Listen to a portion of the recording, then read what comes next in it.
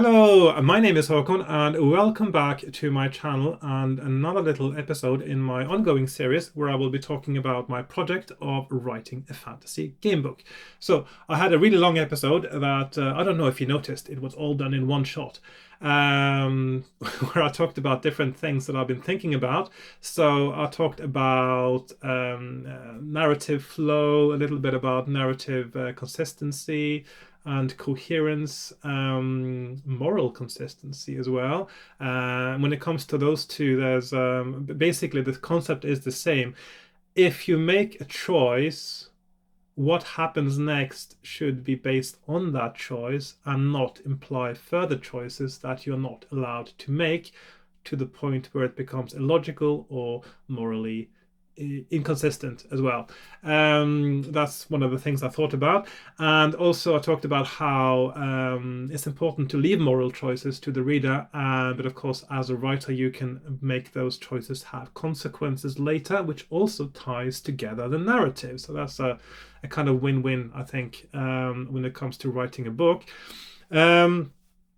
I talked about combat, how it needs to be interesting, and one of the ways I've been thinking of doing it is to combine choices with dice rolls so that it's not just taking a break from the narrative.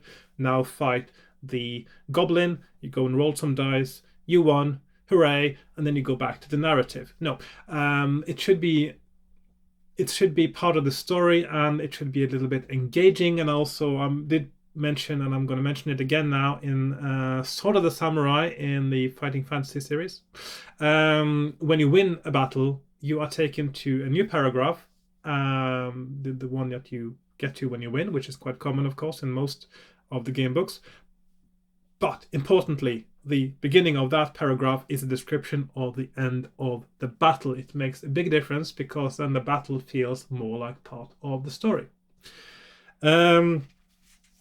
Other things I talked about were, just have a little look at my notes just to see if there was anything else. I talked about handling of time, about health, about clues and hints and how it is dealt with in some of these fighting fantasy books. Linear versus open world, a combination can be nice. Items, shopping lists, of course, items, carry limits I talked about. And then I had a separate episode where I talked specifically about ability scores, initial ability scores, because I thought it was a good idea to limit them. Smaller variability in starting ability scores, even make the player choose the initial fighting skill, will mean that not only do you actually make it easier for yourself to create a balanced game book, you also give the player the option to choose their own difficulty level and whether they want to focus on the luck of the dice or on trying to find the path through the game. And that ding there, that's because my sound on my computer was on. It is now off. Okay, so I wanted to give a choice between 10, 11, and 12, I suppose, for initial skills. And I think that is the way to go, really, to make a balanced game book. One thing I did talk a bit about as well, but not too much perhaps, is world building. And I've been thinking a bit more about that. So world building is a sort of umbrella term for everything to do with the world in which a fictional story is set. So it can be culture, religion, language, geography, weather, all kinds of things, technology.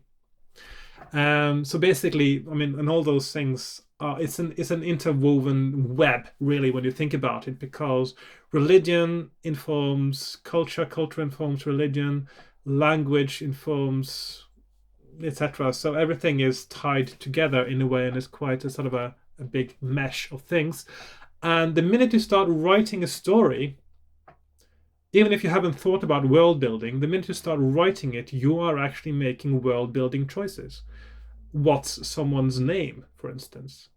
That's world building. What kind of creatures live in this world? That's world building. And what kind of technology is available? That's world building. How do you interact with strangers? That is world building as well. So if you start writing a story and you haven't thought about world building, then you're actually making decisions without structure. So I'm thinking that I should do the world building and the story writing at the same time. And starting with the world building and then also letting the world building inspire the story. There's a lot of world building of course, has to do with culture, history, arts, religion, how people interact, things like that. And of course, a lot of that can inform not just what happens in a story, but actually the reason for a story itself. So if you want to teach someone about the world in which a story is set, then of course the best way is to make it part of the story. It can inspire and give ideas for world building on its own. So, and interestingly, and I didn't actually think about this until a few days ago. Several years ago, I think it's 5 or 6 years, I was 7 years, could be 7 years. I tried Unity. Unity is a game engine where you can very easily make your own computer games, and you can publish them to any platform. That's why it's called Unity. You can publish to Android, to iOS, to Apple, to PC. And just for fun, as I was just figuring out some of the basics of it, I tried making a text-based adventure. So I made the text come and sort of fade in and fade out. There was a nice sort of parchment background. It didn't have paragraph numbers, but it had choices. So if you want to go north, press N. If you want to go south, press S, that kind of thing. I figured out how to do a random event. So you make a choice, but unbeknownst to you, something else is randomly happening. So basically, it's the same as roll a dice, and then you go to this paragraph depending on what you roll, but you don't know that you've done that, which is, I think, is quite fun and a little bit devious. So it did fizzle out quite a bit after a while, because I realized I didn't really have a story. I had the beginning of a story that I quite liked, and also had some world building ideas that I quite liked. But it did fizzle out and didn't amount to anything else. But it gave me some good ideas, and I'm going to reuse some of the good ideas I had, because the thing is, it was a kind of rite of passage slash coming of age story. And it just occurred to me a few days ago that if you want to involve world building into your narrative, one of the best ways to do it is a rite of passage story, or coming of age story. So it is because a rite of passage is a kind of cultural or religious imperative. It's something that people have to go through. It could, of course, be a metaphorical one where it's something you don't have to go through, but something that actually gives you a kind of elevates your status in society and makes you grow up and become a more valuable member of that society, which, of course, is the whole point of any kind of rite of passage, in essence. Most rites of passage that are formalized or ritualized are, of course, part of a culture's religion as well. But of course, religion informs culture, culture informs religion.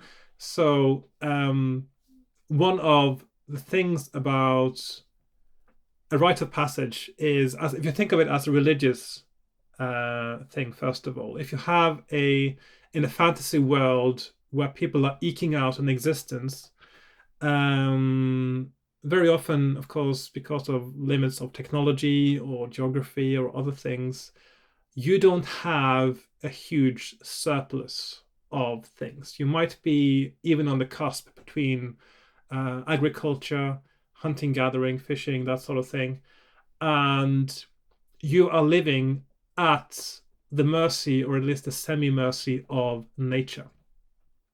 And in a world like that, there is no atheism, because atheism requires a certain level of scientific knowledge where you get to a stage where you think there is a possibility that everything can be explained scientifically. And even today, of course, only a minority of people actually believe that. So in a fantasy world, which usually is something set in a sort of early medieval kind of style of setting, or even earlier, you would presume one should presume, I think, that everyone has religious beliefs, or they believe in divinity, and that it's a very important part of existence. If you are a community and eking out a living, there might be bad years, there might be good years.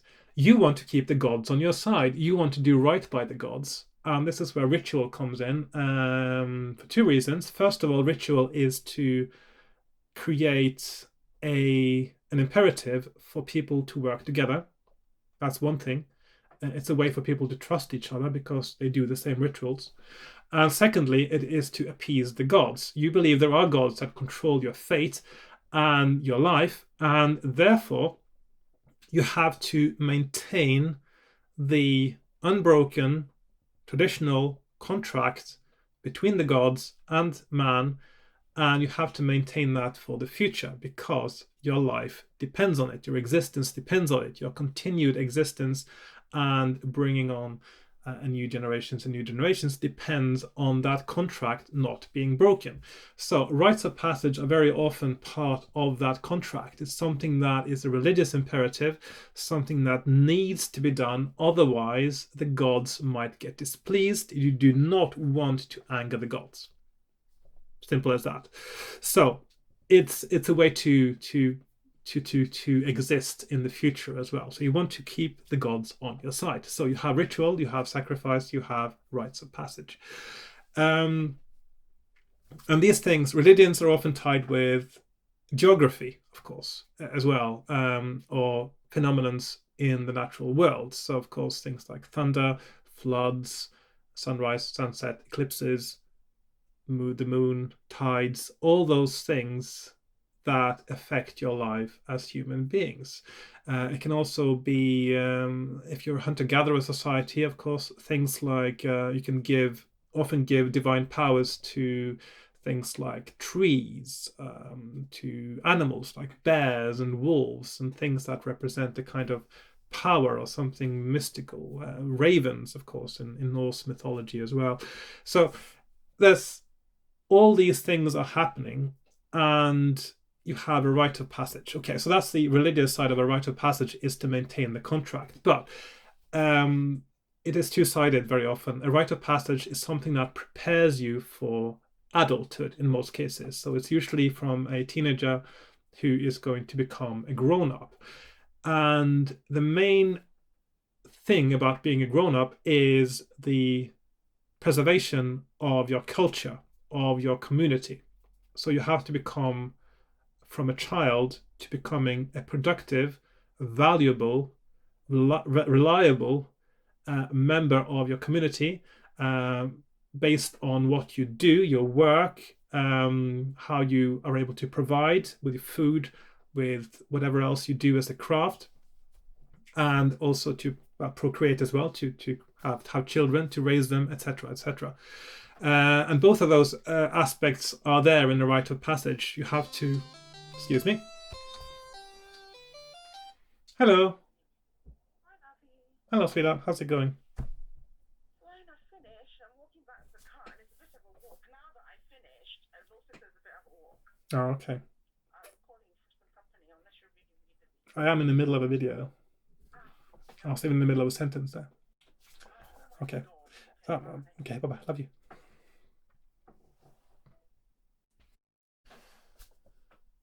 Right, so rite of passage. So yeah, so that's, you want to become a valuable member of the community, and often that involves learning certain skills. For instance, if you imagine a mixed farm hunter-gatherer society, a rite of passage could involve learning to become a better hunter, for instance, a hunter-gatherer, for the meager years when the farming doesn't really work out.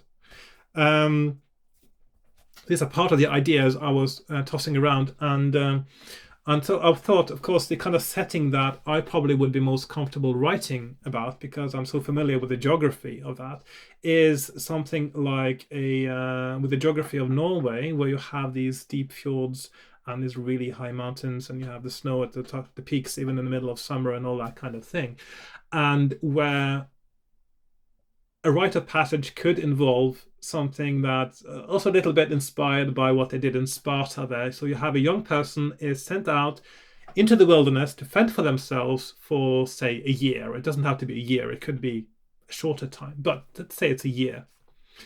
And the thing is that they would have some of the basic skills already in place to survive that year, but to prove themselves, to prove that they're able to live off the land in the wild for a year is something that proves that when push comes to shove and the farming fails, you can go out there and you can hunt and you can provide for others.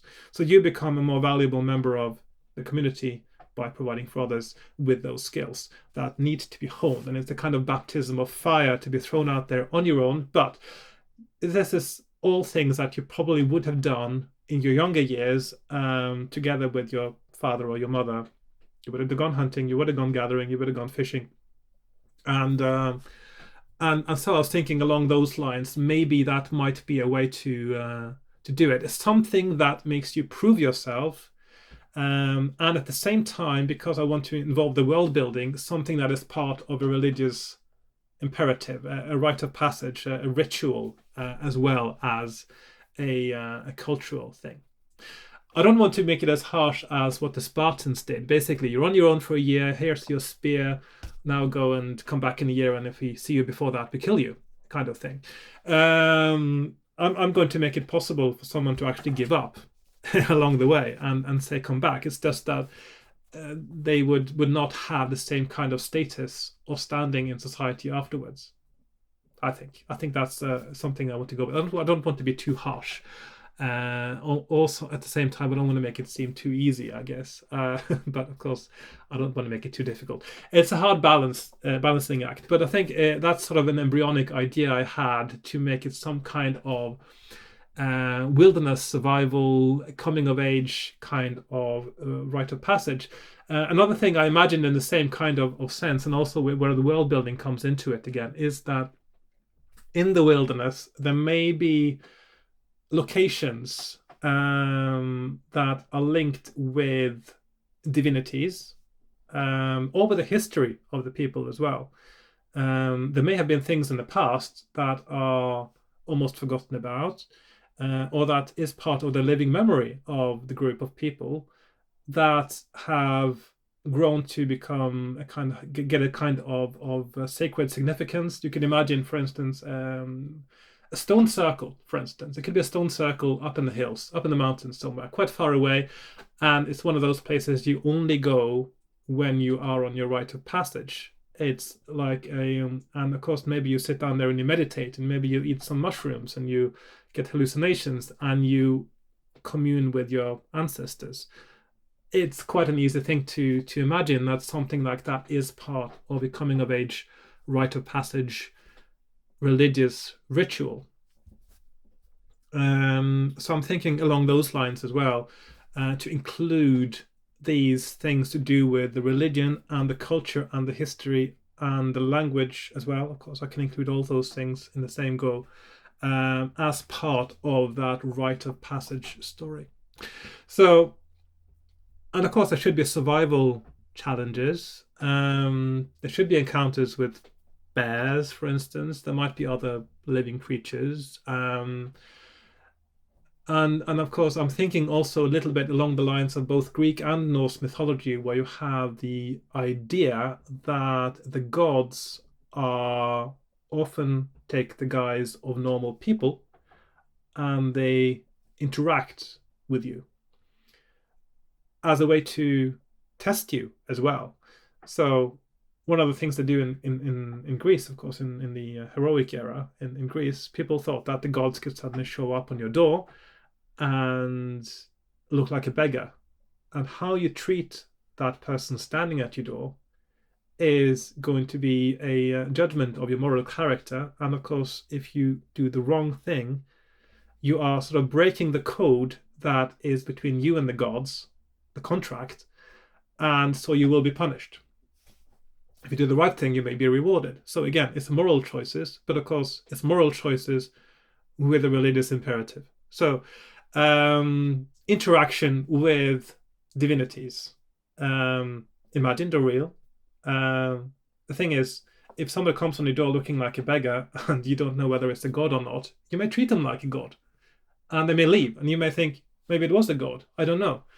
And then the next day, suddenly you have a big stroke of luck, and you think, oh yeah, it must have been a god then, because he bestowed fortune upon me.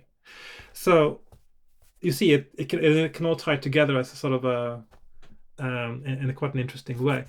So yeah, so these are some of the ideas I've had, and I think I'm going to make this. I was going to talk a bit more about language as well, but I think that needs to be structured a bit more before I talk about it. It's going to be a language based on Old Norse or inspired by Old Norse and Norwegian. I was thinking it's going to have a runic alphabet, and I'm going to get back to why that is important. But of course, this is one of my sketches here for what the alphabet might look like. That's an old one, actually. I don't think that is my latest one. And of course, the runes, one of the reasons the runes look like that is because they were made to be carved. So it's to cut into stone or bone or wood, and you need the straight lines. And I was thinking that runes, just like in the Old Norse kind of era, are often linked with the divine as well. It's sacred. The writing is sacred. It was given to man by Odin.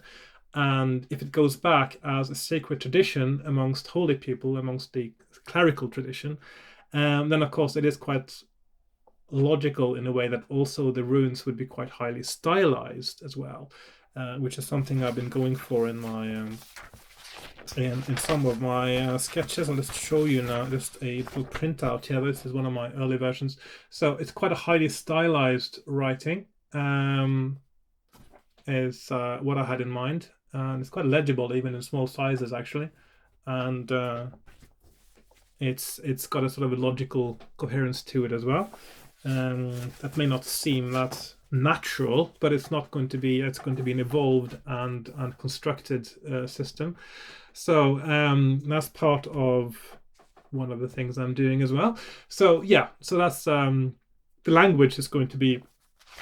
I'm going to say a lot about the language some other time, I think, but I still have to develop some ideas. And also, this is an evolution of something that I also started a few years ago when I just thought I'd just make a language just for fun. And I didn't get that far, but I did get started. And most of the ideas I had back then, I'm going to continue on them because I think I had many good ideas, actually. And yeah, I'll tell you more about that next time. So maybe next time or something else, but one of these times. So that concludes my, I suppose, kind of vlog about my fighting fantasy game book project for today. World building, very essential, both for the story and for adding interest and flavor to the story as well, and authenticity, and feel more natural, feel more real, yeah, and it informs the story. Rite of passage, religion, culture, all those things. So yeah, that's just a few more things to think about when writing a game book. And if you are writing a game book yourself, I hope you also got some ideas from this series. Thank you for watching. I'll see you next time.